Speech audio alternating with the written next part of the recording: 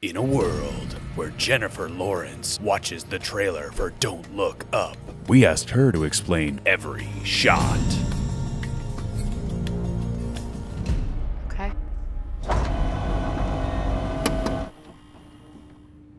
This is I can't talk. It's not that I don't know the characters' names, I do.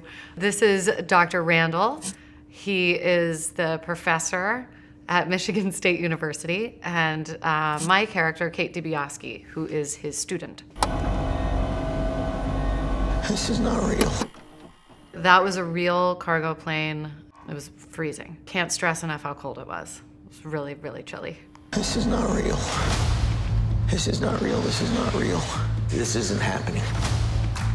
Kate, That is the discovery of a comet that at first is very exciting until we track its trajectory. It's like a computer. It's a look at the comet from the Subaru telescope. Kate, In part of my research for the film, I spoke to a female astronomer. We kind of decided that Kate is the type to, be fierce and notice me, hear me roar, rat-ta-ta kind of lady. And the nose rings, one just kind of hangs in. One is a magnet, and many, many times I accidentally inhaled said magnet and had to spit it out in front of Leonardo DiCaprio. Beautiful. Yeah. Kate, tell me this isn't really happening. I hear there's... It was on a soundstage in Boston. It looked so real. It was really cool. There's something you don't like the looks of. We discovered a very... He is holding his, professory, science-y notebook with all the, notes in it and stuff, calculations. We discovered a very large comet. Oh, good for you. It's headed directly towards Earth. This comet is what we call a planet killer. Rob Morgan plays Dr. Oglethorpe, somebody at NASA who's trying to help us. And Rob Morgan is the best. What we call a planet killer. At this exact moment, I say... Yeah, Meryl Streep was our last choice. Unfortunately, so many other actresses passed, and we ended up with Meryl Streep.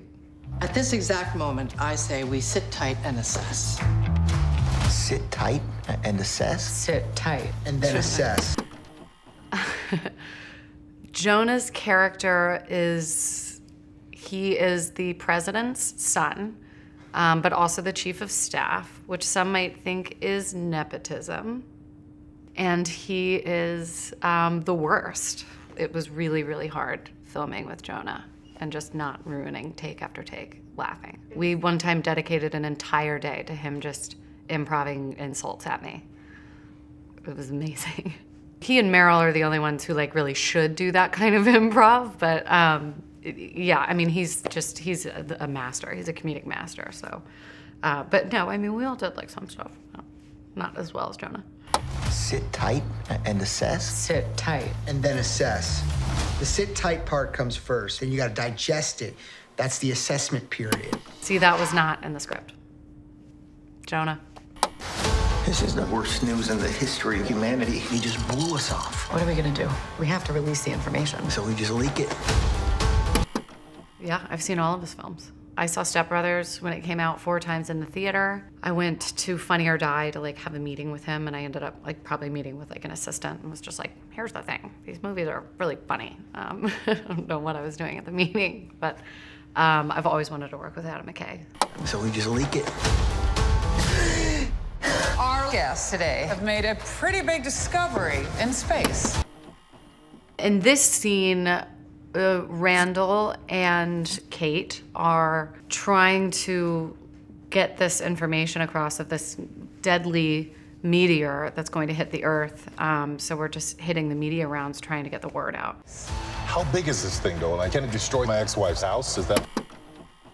Susan Matherson, though, is a great costume designer. We tried different hair shapes, different wigs, and then this one, as hideous as it may be to some people, I was just oh, there she is. That's a lot harder than it looks, as my makeup artist would remind me every morning, because my eyes are not the same, apparently.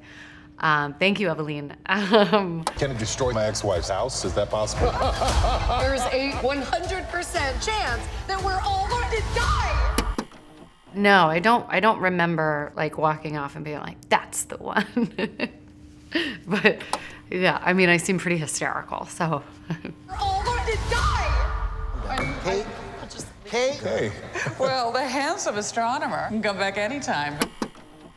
Something's going on with their teeth, but I don't know what it is. The yelling lady, not so. Not so much. We were being pulled by a trailer. And being in the car with Timothy and Leo that day, I remember just being really hard. They were really, really excited to be out on the town. It was like peak COVID. They shut down a freeway. I think it was just, yeah, they were having a blast. And Leo had picked the song that's playing, and this really is him explaining whatever the song is about. Well, what song was it? I don't remember, and I don't remember what it was about. Sorry. We're gonna get the news out there, one way or another. It's real and it's coming. I think we held like little cameras. We were out in a parking lot somewhere. Leo and I were both trying to hold it, but we had these phones that were made by this company that ended up not using them. I'm really doing a terrible job, but they were like working futuristic phones, which was pretty cool. It's real and it's coming. FBI! Jesus Christ, you could have just called me. Not Harvard. We couldn't afford that. But this was on the set of, I mean, it was on a campus, on a college campus, a college. We're from Michigan State University because they have a great astronomy program. Was this your first film being arrested? Yeah, I think so. That's cool. Jesus Christ, you could have just called me. This comet contains $30 trillion worth of material. What do trillions of dollars matter if we're all gonna die? Oh, no, what if we're rich? That would be terrible. Not in the script. You guys discovered a comet? I have a tattoo of a shooting star on my back. That's terrific. She is playing a pop star named Riley Bina, and that was like one of the coolest days of my life. I took a picture with her. I looked like a radio contest winner. She couldn't be nicer. This could be a complete disaster. This is already a disaster.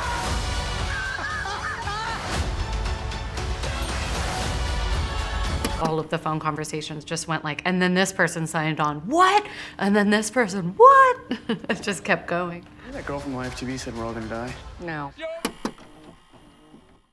What's going on with all of our hair? He's just like a badass with a mullet. No. Yo, bro! You'll never take me alive!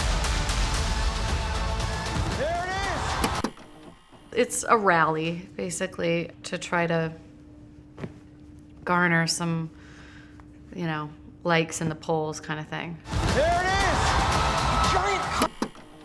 He plays DJ Baroque? No, that's who he leaves Riley Bina for. DJ Cello? He plays another DJ who Ariana Grande, Riley Bina, and him are together. There it is! Giant comet! Whirling its way! It wasn't that specific, but it was that kind of idea. We threw something out a window, and the window exploded on my eye. But I'm fine. Whirling its way towards Earth! Can you see it? I can't. My head is in a bag. It would be so hard to like fake if my head wasn't. Like they had what, CG'd like around. Yeah, my head was actually in a bag. But I could breathe. It was a loose bag. My wig fell off though, because we kept pulling it on and off, which didn't matter because my head was in a bag. I did have the FBI put that bag over your head. They don't do that. The CIA does, but I made them do it. You know, I had a feeling. It's a good feeling, because that is what I did, and it was very funny and cool.